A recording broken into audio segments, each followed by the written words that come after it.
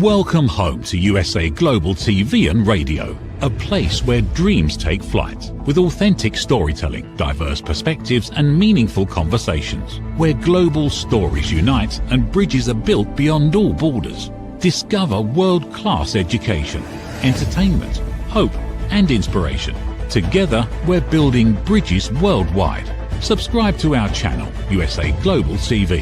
Download our app, USA Global TV. Be our guest or join our team. Visit usaglobaltv.com. Thanks to our founder and executive producer, Dr. Jacalyn Kerbeck. Music score by Yeffy Tang from Cloud Road Music.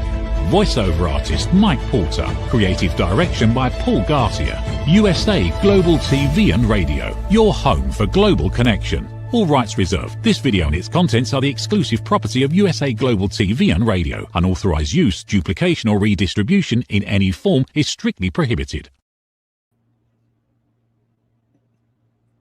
As a leader, when you are in a high pressure situation where you must make a decision, how often do you listen to your intuition? Or do you look for external validation? And what I call dial a friend, where you just start asking people, what do you think I should do? Well, what do you think I should do? We're going to be talking about this today on A Woman's Prerogative. I'm Dr. Jacalyn Kerbeck, and I am joined by the star of our show, Mariska, who is a day away and a dollar smarter. Let's welcome her to the program. How are you today? Good. I am good, and I'm happy to be here, and I'm very excited to jump into this topic today with you. Absolutely. Well, Mariska, you work with leaders. You have extensive experience. You've got a number of certifications. So what does high stakes leadership mean to you? Well, high stakes leadership typically is any type of leadership where it's going to make an impact not only to you, the person, but also to a whole bunch of other people around you. And that, in all honesty, is all leadership. So whenever, I think for me, it's especially more so when the impact can potentially be negative. I mean, we all want to have positive impact all of the time, and it's not always possible. So it gets to be high stakes, even more so when we are in a situation where potentially things can go bad really badly. I would say that would classify as high stakes. How about you, Dr. Jacalyn? What would you classify as high stakes leadership? I think it's where the outcome can have a severe repercussion on a number of people. And it can even be in politics, right? We have leaders of our countries. We have leaders of our businesses. We are leaders in our community. We're leaders on this platform, leaders in our home. And one of the things I think is so interesting to think about is when stress and pressure starts to impact our decision-making process. And many times we do not listen to our intuition. And I believe part of this is because we don't trust ourselves, or we are so highly emotional that we are not really bearing witness to the signals that we're getting. What are your thoughts about this? I tend to agree with that. I think especially there's nothing wrong with having the emotions, being with the emotions, and understanding that it's trying to give us feedback in some way, shape, or form. It's trying to tell us something. If we are scared, if we are fearful, if we are going into a space of anxiety, it is our system trying to go protect, protect, protect. And we can go protect, protect, protect by rolling into a ball or running away, which may or may not necessarily be the thing that's required. I mean, do you have a saber-toothed tiger on the porch at the moment looking at you going, oh, you look yum? Or is this something else that's happening that our system is responding to like it would with the saber-toothed tiger? So understanding what it is that our emotional state is trying to tell us, because one of the conversations I had just a little bit earlier today actually was around, we can, whatever the thing is that we are experiencing, and it doesn't matter what the thing is that we are experiencing, we can experience it from a low vibrational state where we stay in the fear and where we stay in this debilitating space for ourselves. Or we can transmute that and move into a high vibrational space where we actually have more capacity, where we are more creative, where we can think different about the thing. Would it necessarily change the thing that happens? Might not, but the experience is different. What's your thoughts on that, Dr. Jacalyn? I tend to agree with you. I think one aspect of this that we haven't looked at yet, because the show just started, is for people who actually thrive when they are in a high stakes leadership role. There are people who do extremely well in making decisions under pressure. And some people look at, is it probable that this outcome is going to take place versus is it possible? Mm-hmm. So I think when we look at those two things, and I have a perfect example I just was reviewing with a friend the other day. In the United States, I don't know if you have this there, but in the United States, we have some places, some states where you cannot turn, if you're driving, there's no turn on red. So you see a red stoplight, traffic light, there's no turn on red. And typically there's a sign, no turn on red. But in certain places in the country, you can turn on red. So if you happen to be someone driving or you're going from state to state, it could be rather confusing. But if you are at an intersection and there is a red light and there is a sign, no turn on red, sometimes people will turn on red anyway because they think, what is the probability of me getting a ticket? Which is kind of interesting because they have a camera there. So if the camera captures you, one would think that you are going to get a ticket. So if we look at probability versus possibility, and then we put this into a leadership framework, leaders might be making decisions thinking, well, how likely is the outcome that's going to be completely disastrous? And also, what is their definition, their perception of complete disaster? Right? Excellent. When does that become completely disastrous? Is it when there's reputational damage? Is it when the company doesn't exist anymore? Well, that would definitely be completely disastrous, but it might not. It might not. I mean, if it is a place that isn't bringing a lot of goodness into the world to start off with, might not be so bad. So what is our definition of completely disastrous? And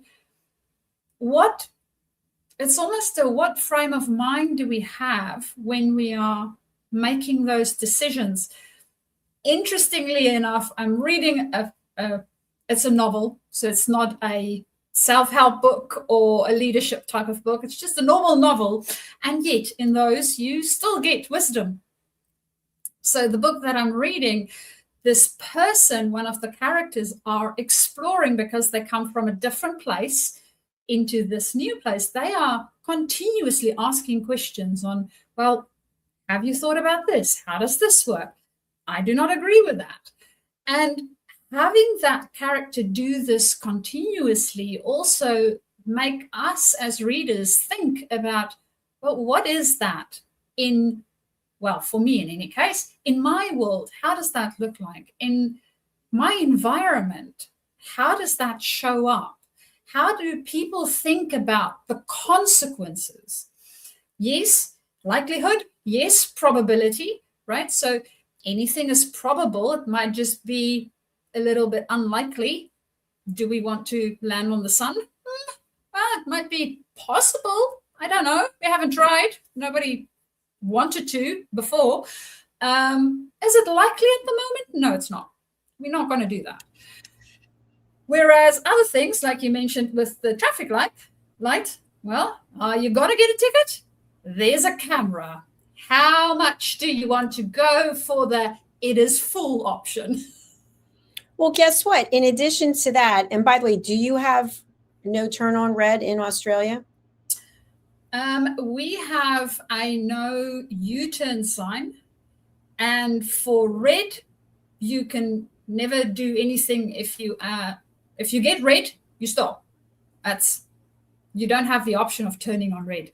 If you have an option to turn, there would be a little arrow to tell you so. Okay. Well, I'm glad to know that. So if I'm ever driving in Australia, then I'll know. Yeah, but they don't try to confuse you. So let's go back to this concept of high stakes leadership. So someone who's in the role of a high stakes leader would hopefully be someone who likes to deal with pressure, knows how to deal with pressure, is really good under pressure. I know for myself, I work really well when I have a deadline. So for example, if I'm writing a book and I know, like I have a book that's coming out in September and I've only started it partly. So probably in the next 2 weeks, I'll be completely psycho getting on the book. So some people are better under pressure than other people. But the question remains, how often do we tap into our intuition as opposed to lessons in history? So for example, we could look at historically, what is the probability of XYZ happening if we make this decision? If we lead our team in this direction and we look at other organizations that have done this, what was the outcome? And we could start doing some triangulations about data and looking at the various data points and saying to ourselves, okay, if I lead our team in this direction, the likelihood of this disaster occurring based on analysis of other organizations is this. But the one thing that I think is really key is sometimes there are small nuances that are very different from situation to situation, and they might rear their head and have more of an impact. What do you think? I absolutely agree. Yay. The data is literally only an indication. It's an indication. It is not a guarantee. And I think people forget that. It's like, well, this is data that you have, not even in your own system. It's in a different system, right? So it gives us an idea of how it might look, but it doesn't guarantee it will look this way. It's just an indication. In your own system, you might have other indications that might be contrary to the ones that you have in that system that you don't even look at. Or, as you were talking, the other thing that popped up for me was COVID. Nobody's ever seen that before. Well, technically we have with the Black Plague way back when, which most people forgot about. And it wasn't globally a problem necessarily. COVID, first time ever, global problem. What did we do? Well, we didn't know what to do.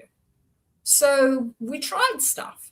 And some people did this and some people did that. And depending on the place that you were, it would have looked quite different, even when you had the exact same strategy. So I would go for yes, data, good. And remember, it's an indication. What does your gut tell you? So to go into the body's a wonderful thing. It has a brain, which we tend to overuse, and we forget about the rest. The rest might give us an indication of there's something happening that this makes more sense than that. So, Dr. Jacalyn, when you think about high stakes leadership and using your intuition in different stages or times in your life, how has that shown up? Well, I want to just tap into something that you mentioned. You alluded to that fear factor. And I would like to think that people who have signed up, raised their hand to say, yes, I will be in this high stakes leadership position, that they are not making decisions based on fear. Sometimes people will say, I have a gut feeling, and they'll move forward with whatever that is. And I do that myself, actually. I like to do a lot of research, but the way I used to make decisions before I was a business owner versus today and how I make decisions is completely different. And a lot of what I do is I listen to my gut instinct, or I listen to my intuition. But once we start being guided by fear and making decisions by fear, we probably will see some type of disaster that is going to take place. And I know myself that when I have not listened to my intuition, that the outcome was not something that I desired. But I don't think that we trust ourselves. So, Mariska, we all get into situations, which are not ideal. Maybe things that we didn't want to happen, but we learned from them. And we take those learnings and then we apply it to whatever it is. So for someone who's never been through anything in their life, I'd rather have someone who has, because they have developed those skills to be able to work under pressure and to reinvent themselves. So if you were doing hiring and you were looking to fill a position of maybe a chief technology officer or a CRO or somebody who was maybe right below the C level, how interested in their situations where they were in a lot of stress or things didn't go their way and how they handled it versus being in situations where everything went their way? Well, I would rather want to know more about what didn't work and what you learned from it, right? And to me, even just having that conversation would give me an indication whether you are open to learning from whatever mistake you make. Because in all honesty, today in work, in life in general, everything is up in the air. There's so much things that we don't have certainty on. It's not even funny. So I don't want a person to go, I have all the answers, because I'm calling bullshit. You don't. YouTube flag us. No, I'm kidding. You don't. It is absolute crap. You do not have all the answers. None of us do. We make it up as we go. So that's not the person that I'm looking for. I am not looking for the person that go, yeah, I have got all the answers. We might think we have a lot of answers, and you may have a lot of answers. You may be an expert in whatever it is that you do. You might have got really deep knowledge in whatever you do. And if we throw something that's just a little bit weird, you might be out of your depth too. So it's not about having the answers. It's about your ability to be able to figure things out. That's what I would be looking for, is how well can you figure things out with the knowledge that you have? And then going, okay, so does this feel, going back to that intuition, does this feel sound? Does this feel like I am grounded in where I'm going or the thinking that I have? I am not saying that it's going to be perfect, and I'm not saying that it's going to be correct. What I am asking for, the little thing that I'm asking for is, did you use the good thing that you have at the top that we have a tendency to overuse a lot, and actually think for yourself and work out what this might look like and how this might impact the likelihoods, the possibilities, what's happening. And if we are in a state of fear, as you mentioned before, Dr. Jacalyn, we're not getting there. We're not. We are basically doing this with ourselves if we're in that space, because we can't be creative. Agreed. So how do we, Mariska, tap into our intuition? And is the intuition the same thing as that feeling of the butterflies? You know that feeling in your side, inside of you, you have butterflies. I don't know. To me, it could be a subtle voice or a subtle nuance almost guiding you to go in a certain direction.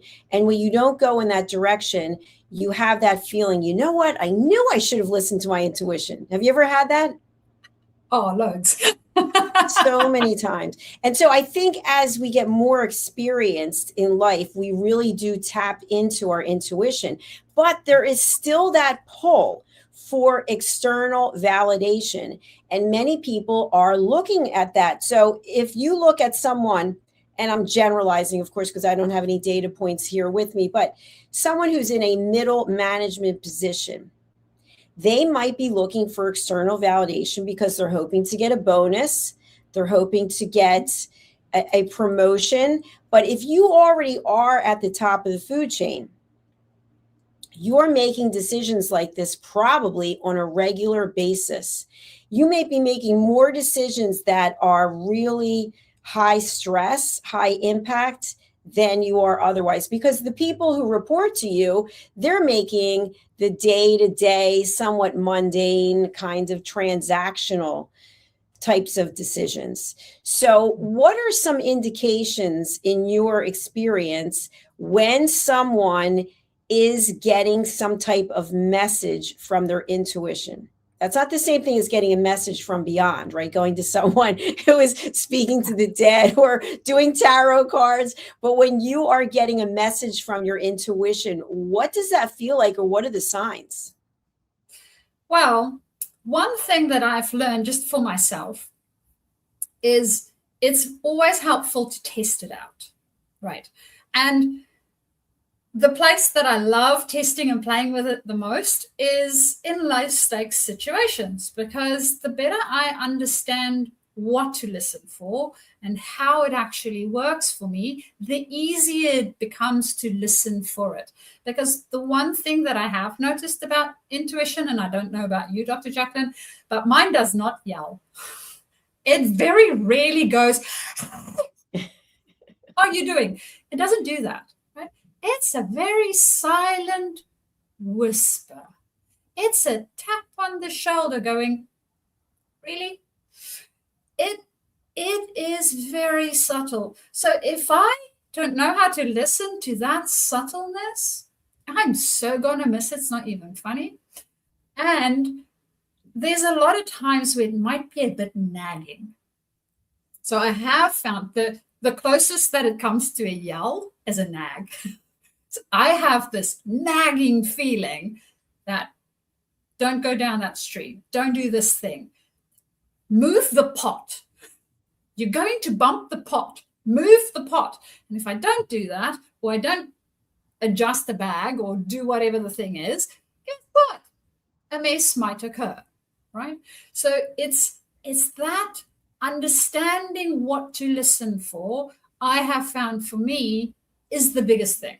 And hey, don't think that I'm always listening, because I really am not. Well, you're human. I mean, you're human. I think that's natural. But something I think as an extension of what we're talking about today is we've heard situations where people missed a flight. They were going to catch a flight somewhere and they missed it. And then that flight crashed.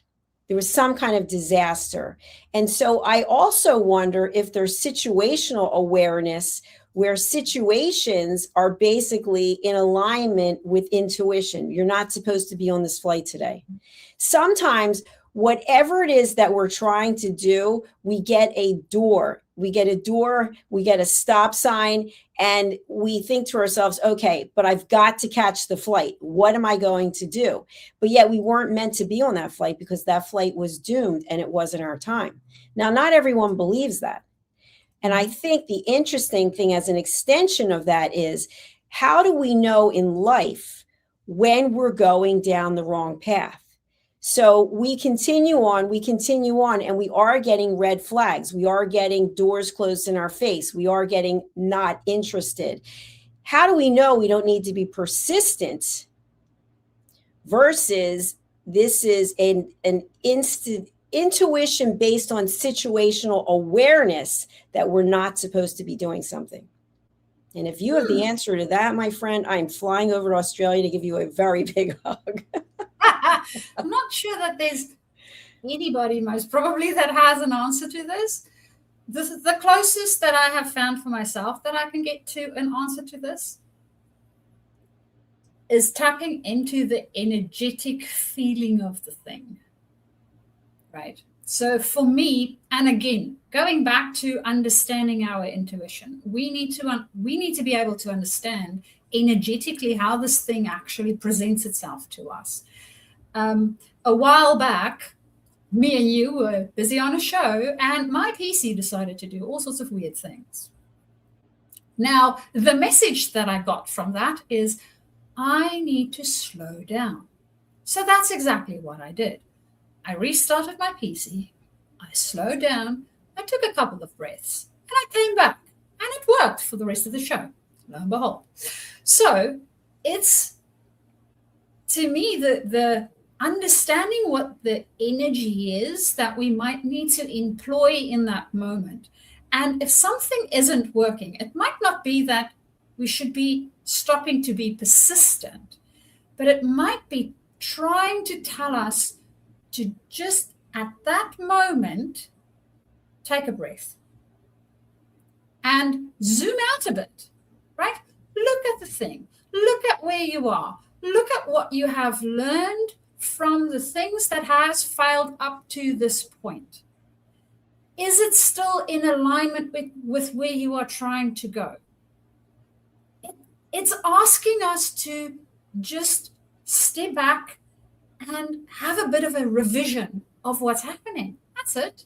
It's not telling you to stop completely, revise.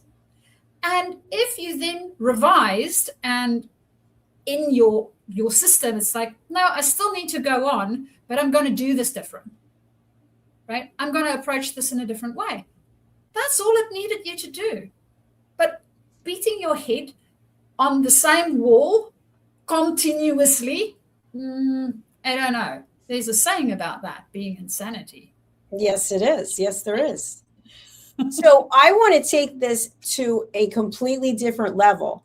And I want to just share an actual situation where there was a high stakes situation and what actually came about. So there is a company that owns mines, M-I-N-E, mines, in different parts of the world. And one of the mines collapsed. It was in the news not that long ago. And a number of people were killed.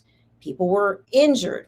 And so I was having a conversation about this with someone in the business world who actually teaches people about high stakes leadership. And I said that, it was absolutely horrific that all these lives were lost. And the person, presumably more intelligent than I am, said, do you think this CEO actually cares about that? And I said, well, I would certainly think so. And the person said, well, you would not be a good CEO. You would not make it in high stakes leadership because the company still has to go on. They still have to find a way to mine whatever the commodity is that they are supposed to be mining. And they still have shareholders they have to answer to.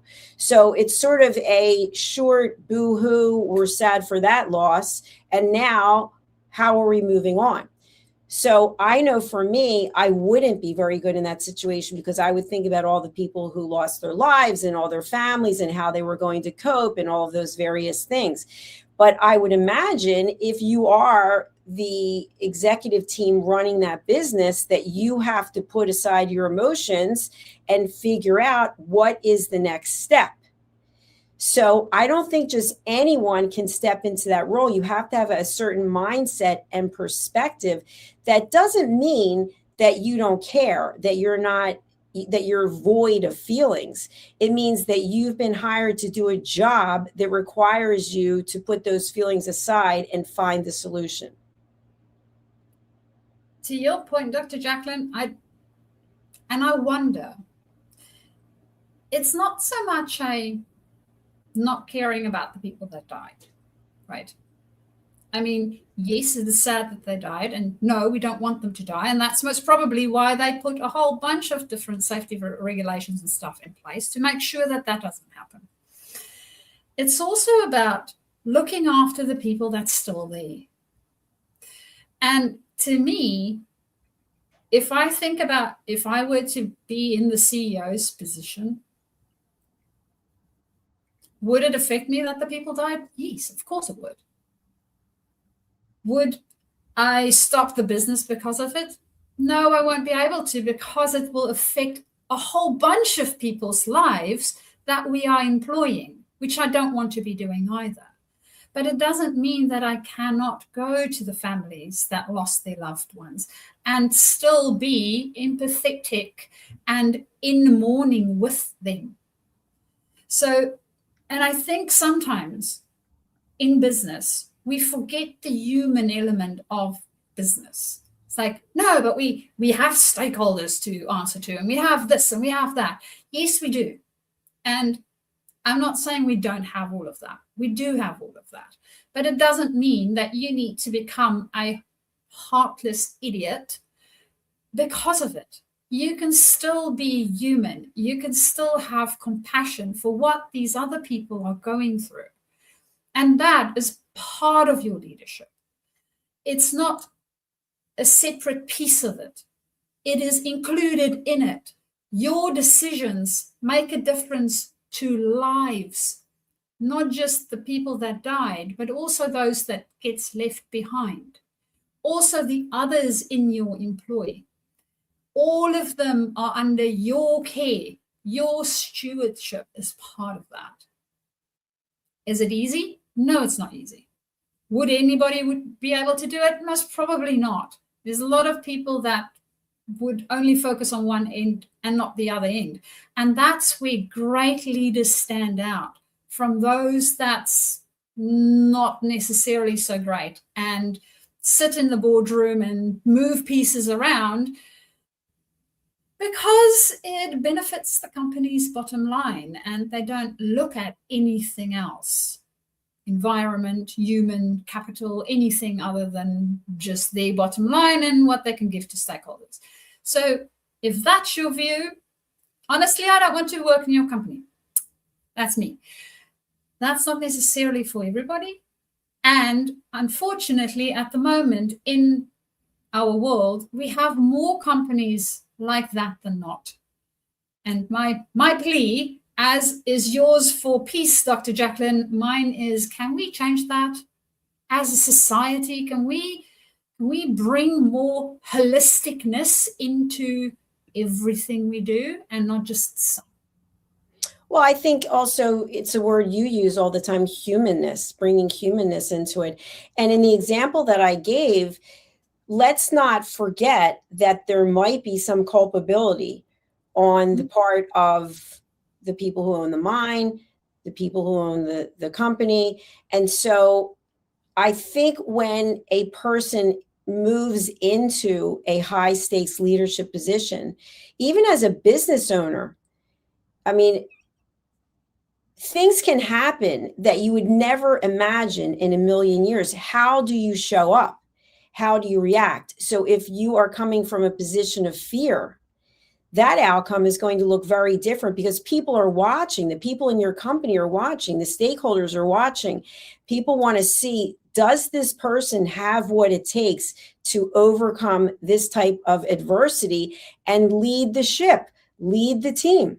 Because to me, when you've fallen down and you can't get back up again, that says one thing versus you getting up and saying, you know what, you're right. I did fall. You watched it.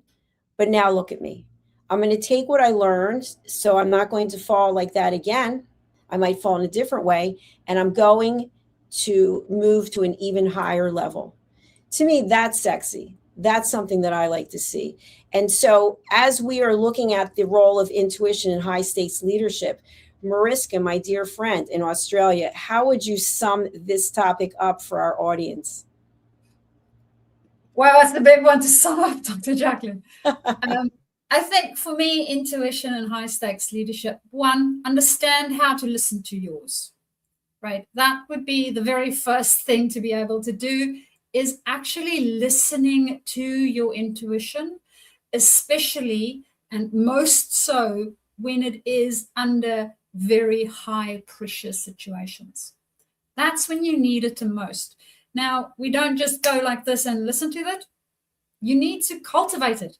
So be sure to do that when the stakes aren't so high, so that you can use it when it is high. And I think that, to me, would be the summing up of this episode, if there was a summing up of it. Cultivating that so that when you are in your high stakes times, you can use it and bring as much humanness into it as you can possibly bring into it. The other people might be just as nervous, scared, frightened in a state as you are, and they're looking to you. That's why you are the leader. So remember that, and they will take their cues from you. So the better you can listen to your intuition, the better they might be at listening to theirs too. Beautiful summary. Thank you. Who would you like to contact you, and what does an engagement with you look like?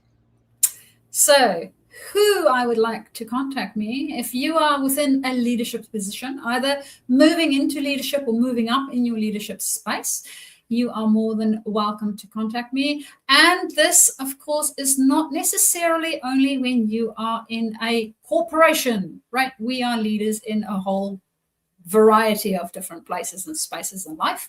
So anywhere where you are moving into a leadership position or space, or even your own business potentially.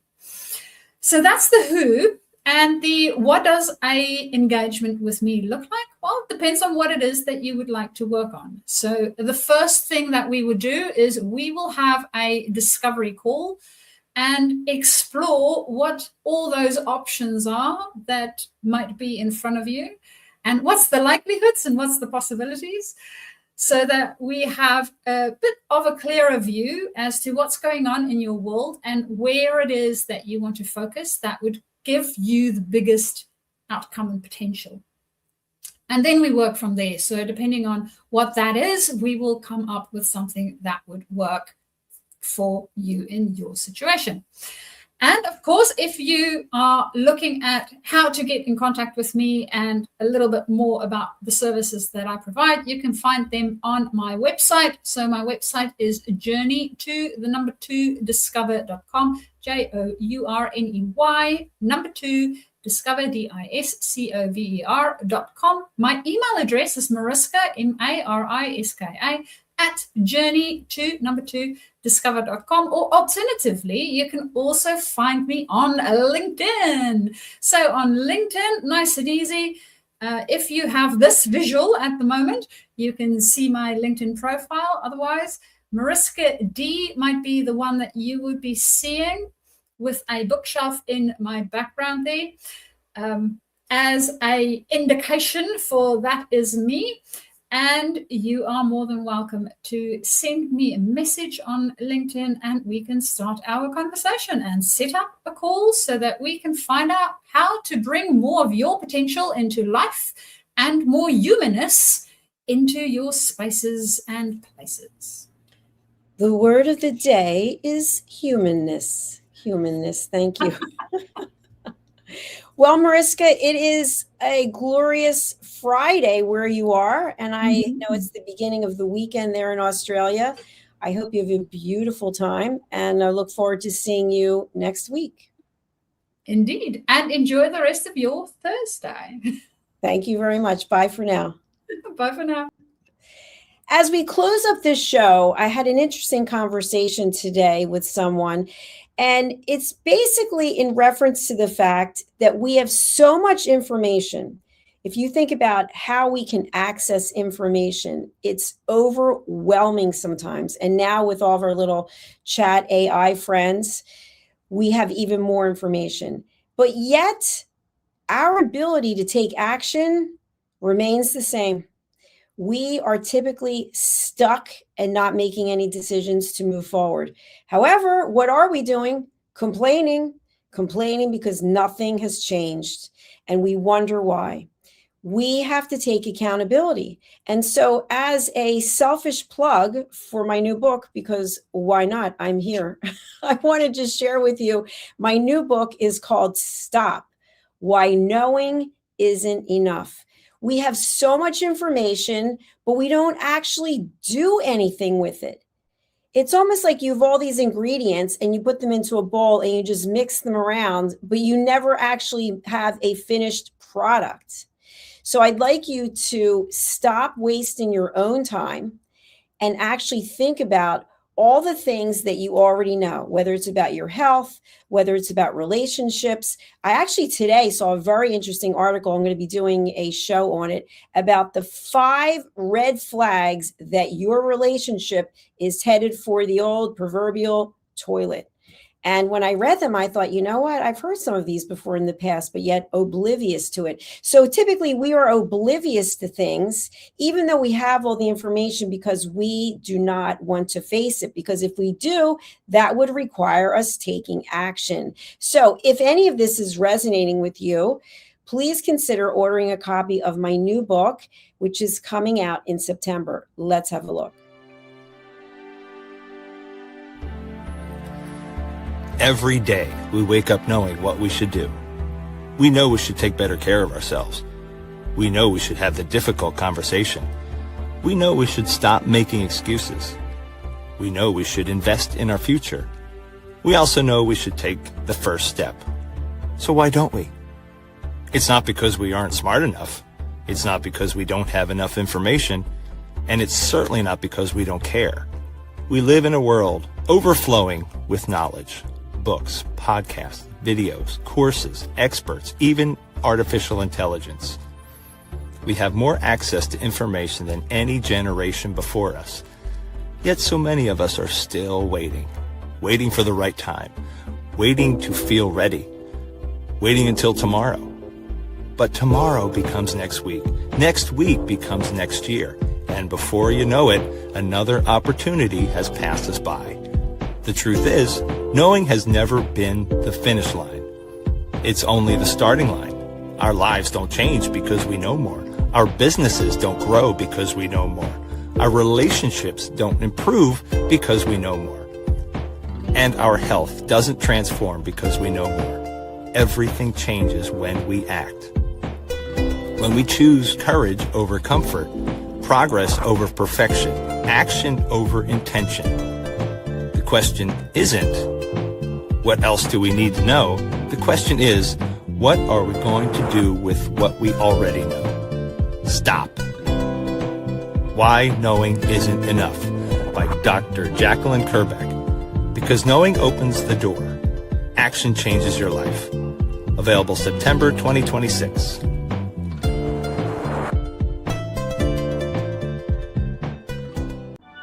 People are searching for experts every day. Are they finding you, or are they finding someone else? Every day, professionals are building authority through media. We've already built the platform. USA Global TV and Radio. Over 14,000 shows streamed to over 60 countries. This isn't about becoming famous. It's about leverage, visibility, credibility, opportunity.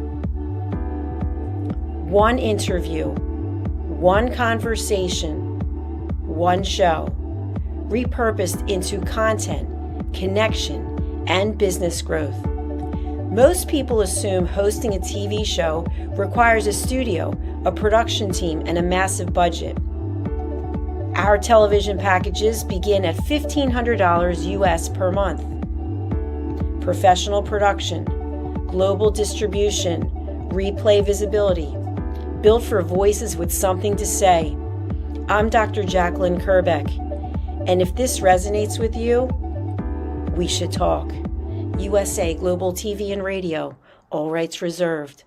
Contact us at info@usaglobaltv.com. Thank you, viewers and listeners of USA Global TV and Radio, for joining us today. We're honoured to have your time and attention as part of our global community. At USA Global TV and Radio, we believe in the power of authentic conversations, meaningful connections, and creating a world of possibilities together. Want to be part of something bigger? Join our team of elevated listeners at usaglobaltv.com, a space where your voice matters and your ability to listen transforms relationships.